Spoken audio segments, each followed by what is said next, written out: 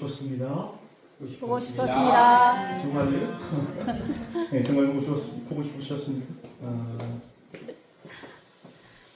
우리 그 전에 배웠던 숨기도 같이 한번 하고 우리 하나님 말씀 들었으면 좋겠습니다.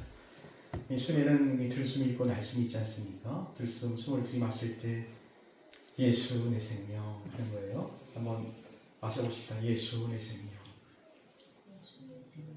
내뿜으면서 주님께 나아가네. 예수 내 생명. 주님과 함께 있네. 예수 내 생명. 나 두려움 없네. 이런 숨기도로 우리 삶이 신앙 가운데 풍성해지기를 주의로 축원합니다. 이 구원만큼 가치 있는 것이라는 제목으로 하나님의 말씀을 전하려고 합니다. 여러분, 사는 게 만만치 않죠?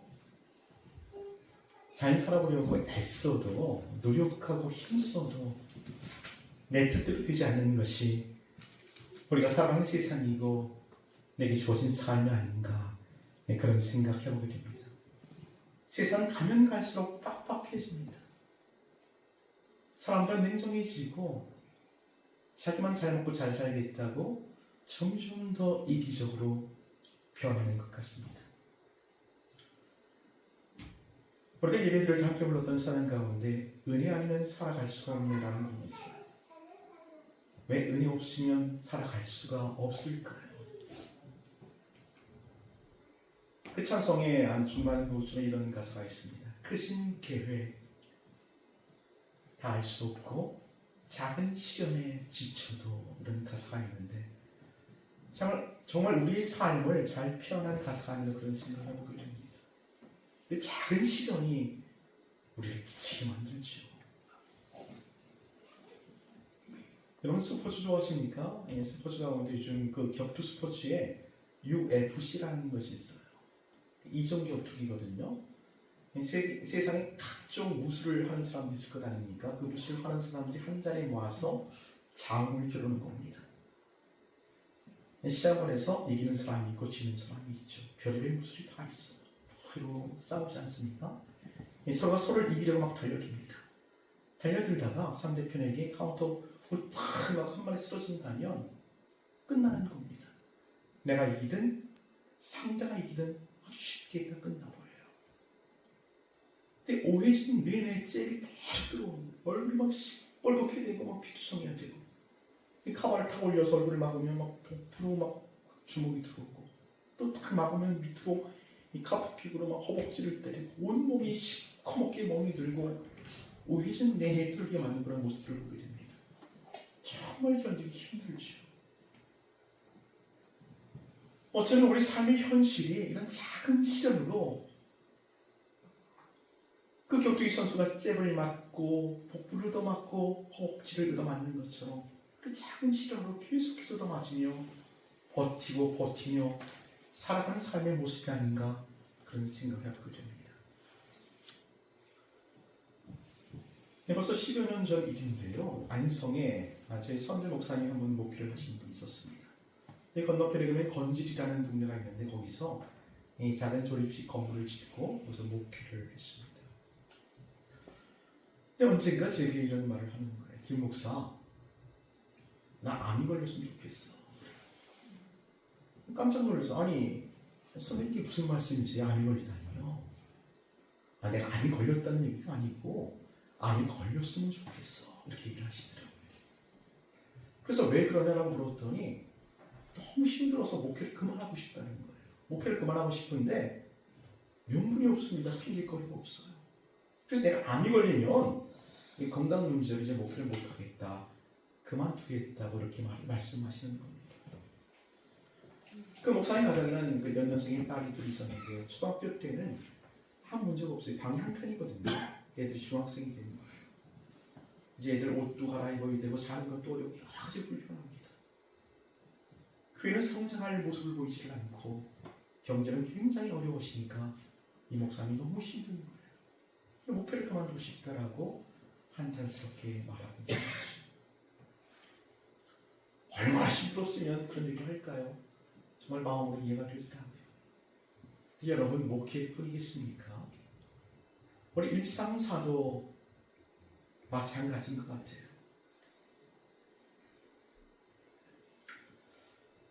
가정이면 가정 제대로 된 것도 없습니다. 애들 말 듣습니까? 아이들도 제대로 된 것 같지가 않아요. 나란 일도 마찬가지고 회사 일도 마찬가지고 교회 일도 마찬가지인 것 같습니다. 특별히 요즘은 가정 경제로 많은 어려움들을 겪고 있는 분들이 있습니다. 딱 날짜가 되면 이 카드 대금 맞고 놀아갖고 난리가 나지 않습니까? 그렇지 않은 가정도 있겠지만 많은 가정들이 어려움을 겪습니다. 이 카드에서 빼서 저 카드를 맺고 저 카드에서 빼서 또 다른 카드를 맺습니다. 이걸 돌려막기라고 하더라고요. 그렇게 우리가 살아가지요. 호수에 사시는 분들은 때가 되면 임대료를 내야죠. 아이들이 어린 가정에서는 학원비 내야죠. 대출을 받으신 분들은 또 날짜 되면 대출 이자 내야 되잖아요. 그렇게 살다 보면 또 생활이 부족하면 또 아이들 반찬 부족하고 그러면서 사는 것이 저 여러분의 모습이 아닌가 그런 생각을 해보게 됩니다. 건강 문제도 마찬가지죠. 이제 애들 다 아프고 이제 돈 들어갈 게 없다라고 생각했는데 여기저기 아프기 시작해요. 속이 쓰려서 병원과 검진을 받았더니 위암 3기다 뭐 이런 얘기 간혹 듣지 않습니까? 저도 50대 중반이 되었더니 몸이 아픈 걸 막 온몸으로 느껴요. 이 속 아픈 걸로 다치고 이 관절에 문제가 생깁니다. 50개월 걸려가지고 1년 내내 아픈 거예요. 무릎팍에는 관절염이 생기고요. 참 이상한 게 구멍 난 곳은 다 아픕니다. 이 눈구멍에는 안구건조증, 알러지 염증이 1년 내내 있어요. 코에는 비염이 있지요. 목에는 인후염이 있지요. 어쩜 그렇게 아픈 곳이 많이 발생하는지 모르겠습니다. 우리 지체들 가운데도 당뇨란 집을 앓고 수십 년간 사투하며 사시는 분들도 있습니다. 혈압, 위장병, 간 쪽에 문제가 생기신 분들도 있고 건강의 문제가 굉장히 우리를 괴롭히는 것을 보게 됩니다. 왜 이렇게 사는 것이 어려울까요? 힘들까요? 우리 신자들은 이 지점에서 하나님께 여쭈어야 합니다. 하나님이 정말 우리를 사랑하신다고 하는데 성경이 그렇게 기록되어져 있지 않습니까? 하나님은 우리 아버지라고 하는데 왜 우리를 이렇게 힘들게 내버려 두시는 걸까요? 정말 곧길만 것도 우리를 인도해 주신다면 얼마나 좋을까요? 아니 우리가 예수 믿은 그 즉시 이 세상 삶을 정리하고 천국에 갈 수만 있다면 이 어려운 일들 겪지 않아도 될 텐데 죄 짓지 않아도 될 텐데 모든 문제가 해결될 텐데 우리를 구원하신 뒤에도 수십 년간 이 땅에 살게 하시는 까닭은 뭘까요? 하루하루 사는 것, 하루하루를 견디는 것이 어렵고 힘들게만 느껴질 때가 있는 것이죠. 이 문제의 해답을 찾는 것은 잠시 한번 놔둬보십시다. 그리고 더 이상한 것 한번 생각해 보십시다. 진짜 이상한 건 뭐냐면 하나님 소리를 구원하실 때도 정말 이해가 되지 않는 방법 우리를 구원해 주셨습니다. 인류가 심판을 받게 된 까닭은 우리의 처음 사람 아담이 죄를 지었기 때문입니다. 죄의 삭은 사망이기 때문에 우리는 죽게 된 것이고 영원한 벌을 받도록 그렇게 운명을 주었습니다. 하나님은 죄전 인간을 불쌍히 여기셨고 구원하기를 작정하십니다. 그래서 구원의 방법들을 펼치시는데 가장 쉬운 방법 이런 것 아닐까요? 하나님은 전지전능하신 분이잖아요. 못하실 것이 없습니다. 모르시는 것이 없어요. 내가 모든 사람의 죄를 사하노라. 한마디 하시면 되는 것 아닙니까? 모든 사람을 천국에 불러들일 것이다. 선포하시면 끝나는 겁니다. 그 쉬운 방법을 하나님은 사용하지 않습니다. 그게 안 된다면 죄전 모든 인간들을 한 번에 다 쓸어버리시고 전멸시키고 새로운 인류를 창조해서 하나님 말씀을 잘 듣는 그런 사람들로 번식시키면 되는 것 아니겠습니까? 하나님께서 그 방법을 사용하지 않으십니다. 이런 쉬운 방법들은 다 내버려 두시고 가장 어려운 방법을 선택하셨어요. 창조주신 그분, 그 하나님이 피조세계 인간의 역사 가운데 침 들어오신 것입니다. 이것을 우리는 인카네이션 성육신이라고 부릅니다. 요한복음 1장 14절 말씀 보니 말씀 육신이 되어 우리 가운데 거하심이 우리가 그의 영광을 보니 아버지 독생자의 영광이요 은혜와 진리가 충만하다라고 말합니다. 말씀은 곧 하나님이십니다. 그 하나님이 인간의 역사에 직접 내려오신 겁니다. 그 역사의 실존으로 드러난 사건을 우리는 성탄절 이렇게 얘기하죠. 인간의 악의 모습으로 이 땅에 태어나셨습니다. 그것도 가장 가난한 젊은 부부의 아들로 이 땅에 오셨습니다. 얼마나 가난했냐면 묵을 숙소가 없어서 가축들이 지내는 외양간에서 애를 낳았습니다. 아이를 누일 곳이 없어서 가축들의 영을 통해서 구유 안에 그 아이를 눕히는 그런 가난한 가정이 태어납니다. 이상하지요. 왕궁에서 왕자로 태어난다면 얼마나 좋겠습니까? 그래서 왕권을 가지고 권력을 가지고 복음을 전한다면 효과적이지 않겠습니까? 귀에 안 달린 사람 다 감옥 집어넣고 말씀에 순종하지 않는 사람 범칙금 물리고 더 엄한 걸로 처벌하고 그렇게 한다면 쉬울 것 같은데 가장 가난한 집에서 태어납니다. 그리고 여러분 구세주가 아기로 태어났다는 것 자체부터 이상하게 그지없습니다. 여러분 소가지를 낳잖아요. 내가 직접 봤거든요. 몇 분 지나면 이놈이 이렇게 망아져 이걸 걸어 당겨요. 인간의 아기는 1년이 되도록 거치지 못합니다. 세주가 누군가의 도움이 없이는 살 수 없는 아기로 태어났다는 것. 너무 이상하잖아요.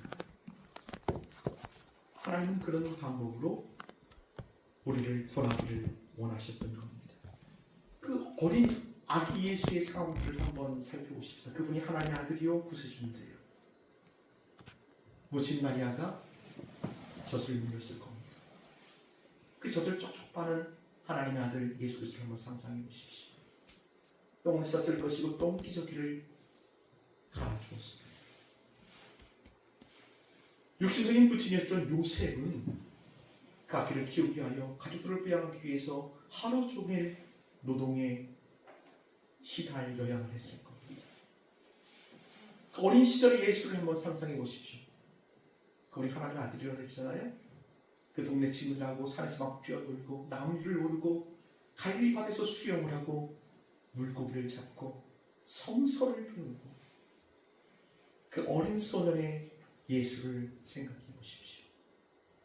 그 한 10살쯤 되었을 때 소년 예수도 한번 상상을 해보시기 바랍니다. 그 당시 한 10살쯤 되면 제 일을 하는 그런 상황이었습니다. 당시 이스라엘은 로마의 식민지였고 먹고 살기 너무 어려운 시장이기 때문에 10대가 되면 일터로 나가야 합니다. 그에 붙인 요셉은 목수였습니다. 10대가 된 소년 예수는 그 아버지를 따라 목수를 도우며 가정 경제를 돕고 있는 것이죠. 그 이후로 요셉의 언급은 성서에 없습니다. 아마도 예수가 10대 때 어떤 일로 그의 부친 요셉은 죽었던 것 같아요. 그것은 뭘 의미하죠? 소년 가장이 되는 겁니다. 밑으로 동생이 5명이나 있었어요. 그 5명을 가르치고 모친 마리아를 부양하는 일, 소년 예수는 직접 그 목수일을 통해 돈을 벌어서 그들을 가르쳤던 것입니다. 제가 왜 이 이야기를 이렇게 길게 하는 것일까요? 그 하나님의 아들 예수, 그분이 진짜 사람이었다는 것을 여러분에게 얘기합니다. 우리랑 똑같이 고난의 길을 걸었고 저 여러분과 똑같이 근심했으며 고민했으며 어린 시절을 보냈고 10대를 보냈으며 그렇게 살았던 진짜 사람, 진짜 사람, 그 사람이 예수인 것을 믿으시기 바랍니다. 그 30살쯤 되었을 때에 제 집을 나옵니다. 출가해서 공생애를 살아가죠. 그는 가난한 사람들과 함께 있었고 병든 사람들과 함께 있었습니다. 그는 주인들의 친구였습니다.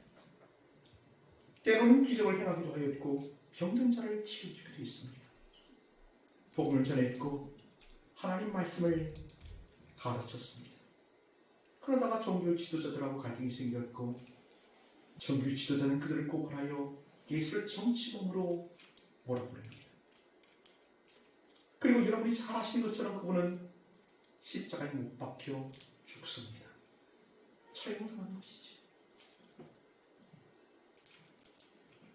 이것이 구원의 사건이라는 사실 여러분 믿습니까? 이 비참한 사건 속에 하나님은 구원의 역사, 구원의 신비를 채워놓습니다. 그 예수의 죽음 위에 우리 모두의 죄를 대신 짊어지게 하셨고 계속의 제물로 그를 죽인 것입니다. 그리고 3일 만에 그를 살려내십니다.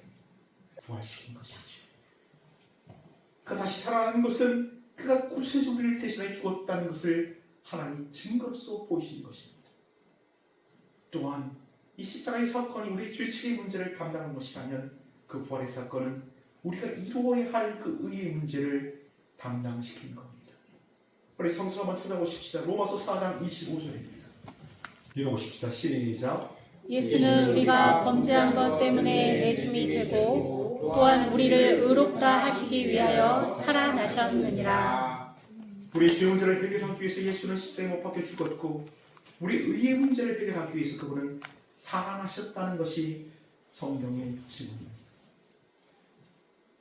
다시 말씀을 드리면 예수는 완전한 사람이었고 그분은 완전한 하나님이셨습니다. 우리가 신앙하는 그 예수는 완전한 사람으로서 우리가 걸었던 그 길을 똑같이 걸었습니다. 그 길은 고난의 길이요, 환난의 길이요, 절망의 길이었습니다.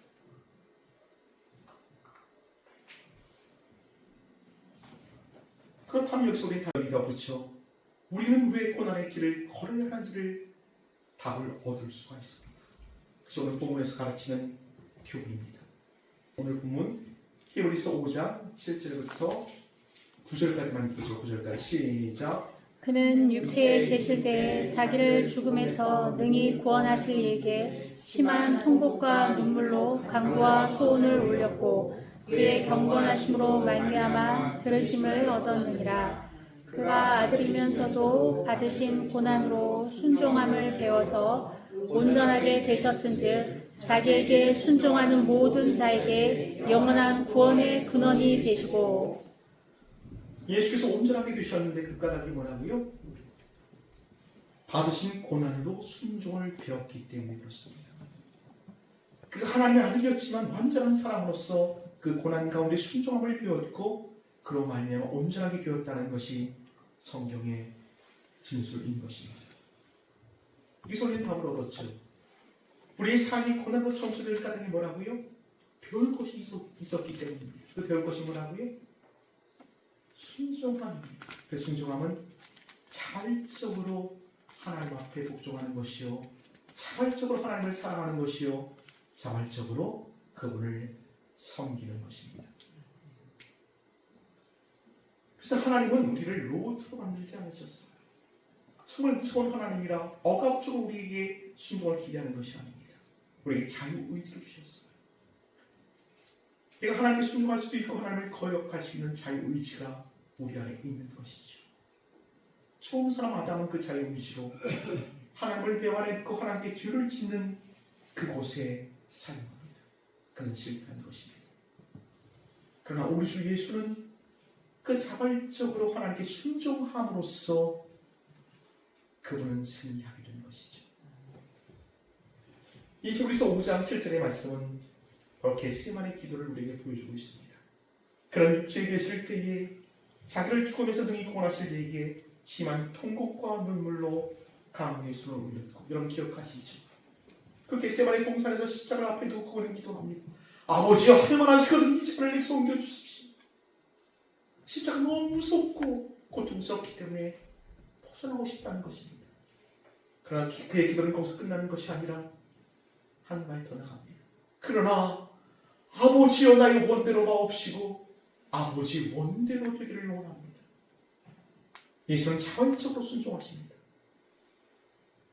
그 순종을 배움으로써 그분 인류 구원을 완성시키는 온전함에 이른 것을 믿으시길 바랍니다. 사랑하는 여러분, 우리는 예수를 믿습니다. 예수를 믿는다는 것은 그분의 자발적인 순종에 참여하는 것을 믿습니다. 그리고 하나님께서 우리에게 기대합니다. 우리도 신자로서 자발적으로 하나님을 사랑하고 섬기는 그 자리에 오기를 원하시는 거죠. 근데 이게 쉽지가 않아요. 오늘 주일날 이렇게 감사하고 찬양하고 나갔다가도 내일 월요일 되면 탕정월입니다. 그리고 본래의 모습으로 돌아가죠. 자기 중심적이고 나의 영광을 위해 살아가는 그런 모습으로 다시 회귀하게 된 것을 보게 됩니다. 이것을 고치고 배우게 하는 작업이 우리의 삶이고 거기에 고난이 필요한 것이죠. 끊임없는 고난을 통해서 우리는 계속해서 훈련받고 자극받습니다. 그럼 뭘 배우는 거냐면 나는 안 되는군요. 나는 정말 예수님 당신이 필요합니다. 나는 은혜가 필요한 사람입니다. 이 자리로 나가는 거예요. 또 조금 뒤로 빠꾸 했다가 다시 그 은혜의 자리로 나가고 다시 또 실패했다가 다시 하나님을 구하는 그 자리로 나가고 그러면서 우리는 신앙을 배우는 것입니다. 사랑하는 여러분, 이 땅을 살면서 무엇을 기대하십니까? 더 많은 돈을 벌기 원하십니까? 하나님께 기도해서 그것을 이루겠다고요? 주소를 잘못 찾은 것입니다. 하나님은 그런 기도에 응답치 않으십니다. 제가 목사로 더 큰 목회를 하겠다고요? 거기에 큰 관심이 없어요. 하나님은 성자로 사는 사람이나 노숙기로 사는 사람이나 우리가 보기에는 엄청난 차이지만 하나님 보시기에는 도토리 키재입니다. 하나님 뭘 원하신다고요? 나는 정말 예수 당신이 필요한 사람입니다. 그 자리를 만들기 원하세요. 사장면 사장의 자리에서 큰 사람 만들기 원하십니다. 노동자면 노동자의 자리에서 그 사람 만들기 원하는 거예요. 난 정말 예수님 당신이 필요합니다. 그거 배우는 거예요. 근데 그게 하나쯤 안 된다니까요. 평생 우리가 감당해야 할 작업입니다. 어디까지? 마지막 그 중에 그 자리까지. 거기서 우리 어떻게 고백해요? 하나님, 이제 모든 것이 끝났습니다. 나는 하나님 당신이 필요합니다. 당신만이 나를 구원하실 수 있습니다. 그 자리로 나갈 때 그 죽음의 텀과 거리를 지나 우리는 하나님의 나라에 가게 되는 거죠. 그거 배우는 겁니다. 누가복음 15장에 보면은 그 기다리는 아버지의 비유가 나옵니다.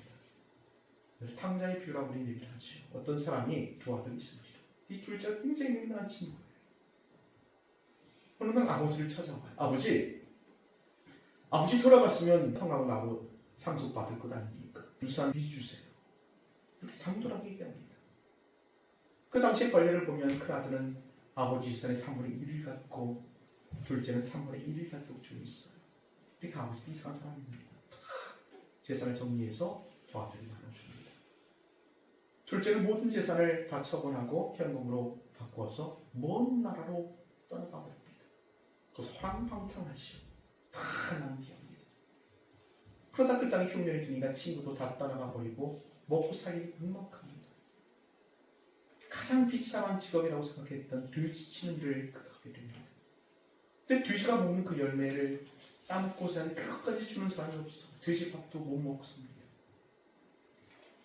그때 그 둘째가 깨닫기 시작하죠. 내 아버지 집에는 먹을 것이 얼마나 많습니까? 그 품꾼도 잘 먹고 잘 사는데 나는 여기서 줄여주는구나. 내가 아버지 키로 돌아가야겠다. 가서 이렇게 얘기할 거야. 아버지, 나는 아버지의 아버지의 일컬음을 감당치 못하겠습니다. 나를 품꾼이 하나로 봐주십시오. 하면 아버지가 받아줄 거야 라고 생각합니다. 그리고 집으로 들어갑니다. 아직 거리가 먼데 아버지는 늘 아들이 떠났던 그 자리에서 기다리고 있었어요. 저기 우리 어떤 젊은 청년이 비틀고 봅니다. 아버지는 대원이 하죠. 내 아들이구나. 집 떠났던 내 둘째구나. 그런 신발도 신지 않고 가득 뛰어나갑니다. 그를 부둥켜 안고 그의 뺨에 입을 맞춥니다. 그 아들이 아버지 앞에 엎드려 울며 이렇게 하죠. 아버지, 내가 하늘과 아버지께 죄를 지었습니다. 이제는 아버지 아들의 그걸 감당치 못하겠습니다. 나를 품꾼에 하도록 해주십시오. 그래서 아버지가 이렇게 크게 웃어봐. 너는 내 아들이다. 영원한 가장 좋은 옷을 여다 입혀라. 저희 손에 가락지를 끼우고 저희 발에 신발을 신겨라. 그리고 살찐 송아지를 잡아 우리가 잔치를 하자. 내 아들이 죽었다가 살아났으며 내가 잃었다가 다시 얻었노라. 다시 그 탕자의 이야기로 한번 여러분 마음을 거기다 입히려 보십시오. 그 탕자가 앞으로 어떻게 살았을까요? 정말 자발적인 마음으로 아버지를 사랑했을 겁니다. 그 마음으로 아버지를 섬겼을 것이고 그분 말에 순종했을 것입니다. 하나님 그것도 원하는 것이죠. 근데 그 큰 아들이 밭에서 일하다가 이제 집에 들어왔는데 풍악이 울리고 춤추는 소리를 듣습니다. 그 종을 불러보고 묻습니다. 이게 무슨 일이냐? 그랬더니 그 종이 당신의 동생이 돌아왔는데 당신 아버지가 이것을 기뻐하면서 송아지를 잡아 잔치하고 있습니다. 화가 났어요. 큰 아들이 막 화를 내며 들어가지 않습니다. 아버지가 나와 큰 아들을 달래시 얘야 같이 들어가 잔치를 즐기셨구나. 네 동생이 돌아왔단다. 그래서 큰 아들이 승질내며 이렇게 얘기합니다. 아버지 어떻게 그런 실수가 있습니까? 나는 여러 해 아버지를 섬겨 아버지의 말씀을 어긴 적이 없거늘 아버지는 염소새끼 한 마리 잡아갖고 내 친구한테 물어 즐기게 하신 적이 없습니다. 그런데 아버지 재산을 저 참견함께 다 날려먹었던 저를 믿어 왔는데 아버지는 송아지를 잡습니다. 이것이 말이 됩니까? 아버지가 화를 냅니다. 그때 그 아버지가 뭐라고 그래요? 얘야, 내 것은 다 내 것인데 왜 그것을 잊고 사느냐? 그런 네 동생은 죽었다가 다시 살아났으며 잃었다가 내가 다시 얻었기로 기뻐하는 것이 마땅하지 아니하냐? 사랑하는 여러분, 이 이야기를 우리 삶의 현실에 적용시켜 보십시다. 예수를 믿고 교회를 다닙니다. 그 구원이 무엇인지, 아버지 주는 기쁨이 무엇인지, 아버지와 교제하는 것이 무엇인지 아무것도 알지 못해요. 그냥 일만 합니다. 그리고 다른 사람들을 배척하고 그 동생을 미워합니다. 그 마다들에게도 탕자의 마음이 필요한 것이죠. 나는 아버지 아니면 안 됩니다. 그 자발적인 마음으로 아버지를 섬기는 것, 아버지를 사랑하는 것, 그것이 하나님께서 우리에게 기대하시는 겁니다. 이것을 가르치려고 우리 삶은 천국 가기 전까지 계속될 겁니다. 그 삶은 고난과 어려움으로 점철되어질 겁니다. 이 산을 넘으면 다른 산이 기다리고요. 그 산을 억지 넘으면 깊은 웅덩이가 기다릴지도 모릅니다. 그러나 그 자리에서 우리는 우리 삶을 하나님께 드리는 겁니다. 그리고 배우는 것이죠. 이게 기독교 신앙입니다. 교회 다녀서 예수님 믿어서 잘 먹고 잘 살겠다는 그 포기하라고 그랬죠. 그런 거 없어요. 여러분 아시는 것처럼 저는 요즘 화물차 운전을 하는데 5톤인데 그 윙이 9m 20인가 굉장히 긴 차. 제가 그 음성에서 그 종이 박스를 싣고 안성 죽산인가 그쪽으로 이제 가게 된 거예요. 근데 그 공장이 그 논바닥 한물 가운데 있더라고요. 전화를 했더니 차 길이가 얼마냐, 뭐 크기 얼마냐 물어보자 얘기를 했더니 내리가 가르쳐주는 것은 오지를 못하고 뭐 이렇게 가로질러 가지고 농로를 통해서 이렇게 들어가야 된다고 그렇게 주는 거예요. 그래서 그 길을 따라서 이제 농로를 지나서 가는데 농로가 좁잖아요. 그러니까 차랑 딱 맞아. 바퀴가 조금 풀어주면 바퀴가 빠지게 생겼어요. 뭐 이렇게 보면은 논바닥을 지나가는 건데 차가 높고 그러니까 그래서 쳐다보면서 가는데 거기서 이제 T자에서 좌회전을 해야 되는데 그 전봇대가 하나 있거든요. 예, 짧은 차들은 지나가는데 차가 기니까 거기 자꾸 걸리는 거예요. 몇 번을 내려서 보고 간신히 거기서 돌려가지고 짐을 내렸어. 짐을 내렸는데 다시 그쪽으로 지나갈 생각하니까 까마득한 거예요. 우리 어떻게 또 지나가지? 그래갖고 그 지게차 기사한테 물어봤어요. 다른 길 없나요? 쭉 가면 안 되냐고 그랬더니 쭉 가도 된대요. 다른 기사도 잘 이렇게 다닌다는 거예요. 그래갖고 내가 왔던 길로 가지 않고 그 길로 먼저 갔거든요. 길이 더 좁은 거야. 한 500m 정도 갔는데 더 이상 틀 수가 없어. 차가 꽉 막혀갖고 못 가는 거야. 그랬더니 그 농사 지시는 분들이 경우 끌고 와갖고 이 차를 이를 끌고 왔다가 또 막 나를 혼내셔갖고 죄송하다고 그래갖고 후지를 해서 오는데 들어갈 때는 이렇게 꼬불꼬불해도 나 보니까 가잖아요. 후진을 하는데 이게 어려운 거야. 이게 빠질까봐 무서워가지고 꼭 우리 인생 길을 갔습니다. 이 후진이 그렇게 어려워요. 그래서 한 200m 이렇게 왔는데 이제 300m를 더 가야 되잖아요. 후진해서 못 갈 것 같아. 거기 막 꼬불꼬불해갖고. 근데 여기 작은 사거리인데 언덕배기에 집이 하나 있어요. 그래서 이렇게 차를 돌려갖고 빼야 되겠다 생각해갖고 차를 이렇게 돌렸는데 언덕이 높으니까 차를 이렇게 부딪히지 말라고 쇠로 이렇게 뒤에 화물차 있거든. 그게 거기 닿는 거야. 그래서 끼끼 갖고 안 올라가. 그래서 막 했더니 화물차는 여러분 그 에어로 모든 게 작동되잖아요. 에어가 빠지면 그 사이드 브레이크가 저절로 잠기거든요. 차가 안 가길래 봤더니 에어 브레이크가 이렇게 딱 잡혀지는 거야. 그럼 에어가 살 때까지 기다려야 돼요. 얼마나 당황이 됩니까? 거기 막 이제 농사 시키는 분들 지나가야 되는데. 당황되는 순간에 내가 기도하는 거죠. 예수, 내 생명. 나 죽게 나가네. 예수, 내 생명. 주님 나랑 함께 있네. 예수, 내 생명. 나 두려워하네. 이 상대의 마음이 편안해져요. 그 당황되는 마음이 차분해지면서 그냥 기다리는 거죠. 예가 살 때까지. 또 지나가는 사람이 다리도 없더라.